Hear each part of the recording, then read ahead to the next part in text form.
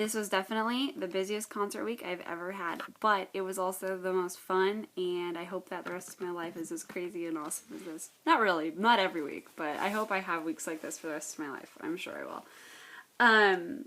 To start off the week on Monday, I had the chamber choir concert, the ACDA thing in Portland, and it was super exhausting because we didn't get back until like 10:30, 11, and I go to bed at 8:30 and or 9 because I wake up at 6:30. Or no, I have to be at school by 6:30.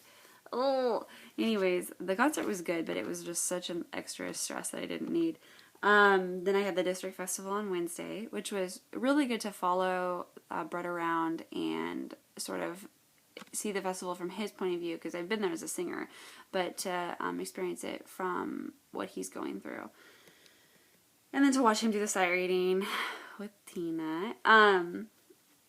It was also good.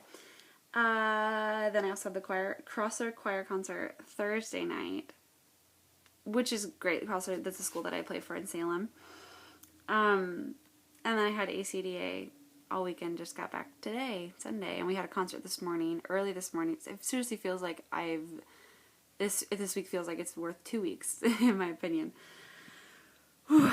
So lots of stuff. Also some exciting things happened. I finished my high school work sample, and I took a look at the post-test that I collected on Thursday, and they look pretty darn good. Lots of really good scores. Huge improvement from their first test, just from glancing through. We'll see. I haven't gone to grading them because it's been a busy weekend. I've been in Seattle.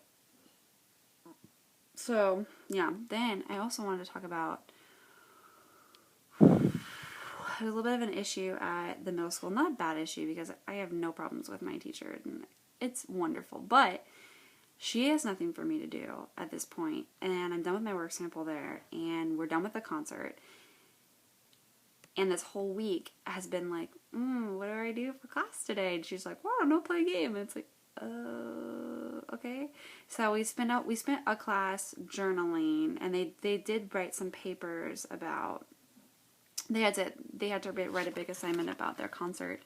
So we gave them time to work on that. But it's like, and the kids are like, when are we going to sing? And it's like, well, they don't have another concert. Like, the 6th graders don't have a concert till the end of the year.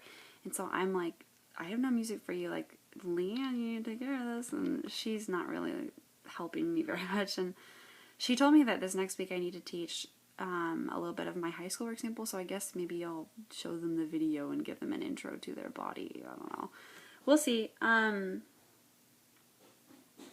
that's a little bit frustrating, because I feel like I have no clue what to do with them. I wish I could just pull out music and sight read, but Leanne doesn't seem to be interested in doing that. But I guess she's okay with just spending a couple weeks, like, not doing anything. Which I'm not, but whatever. I also want to talk about, before they took the post-test, this week was the week that the high schoolers learned about vocal faults, and out of all the little mini parts of my work sample that we studied, this was probably my favorite, because they totally got it. And I was able to find, for example, I'll give you one vocal fault, the breathiness. So we talked about, well, first, okay, this is what I did. Presented them with the fault, breathiness, and then I gave them a sample fault to listen to, a boy and a girl singing, or man and a woman, whatever, singing singing My Country 'Tis of Thee in very, very breathy, very, very obviously so. And I had them, they all had worksheets. I had them write down what exactly they were hearing. So like adjectives to describe what that sounded like to them.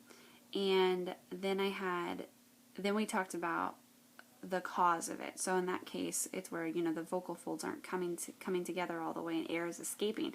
And that one's a great example, because that's a great fault, because you can just YouTube vocal folds, and a lot of the videos, that's the case. This undertone is breathy, and you can literally see that the vocal folds aren't coming together all the way.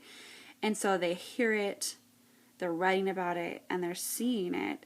And then I had them experience it. So, and what they came, and then I always have them like talk about it. Like, what is this? What does it feel like? What does it sound like?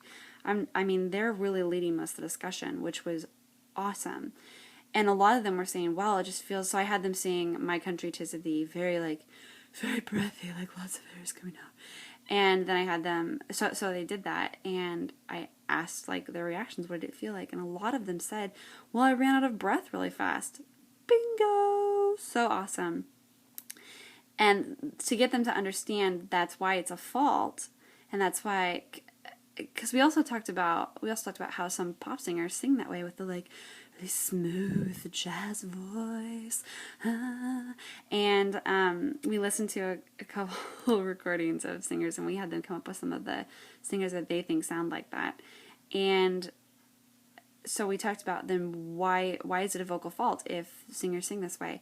And for them to experience, oh, it's not very useful, like it's not very effective, was great, because then they identified it as, oh, this is actually not a good thing.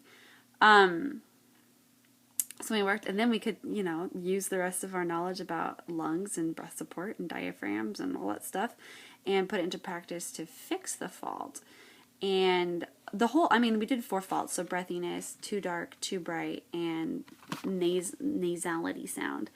And we kind of followed the same suit with all of them, with the listening, discussion, viewing as much as possible, or I would try to provide some visual for them to explain why it's happening.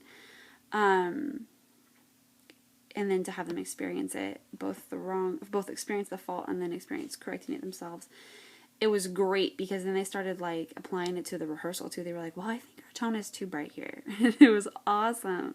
So I'm really, really pleased with, I'm just overall really happy about the work sample that I chose to the high school. And I can't believe I was like concerned that it wasn't going to be a good one. It really made a huge difference in these girls. And I feel like I learned immense amounts of information from doing this. So overall, really, really good work sample. The tests look good so far. I'm excited to grade them and then get the results figured out. But it was a good week. It's really exciting. I love being this busy. Yay!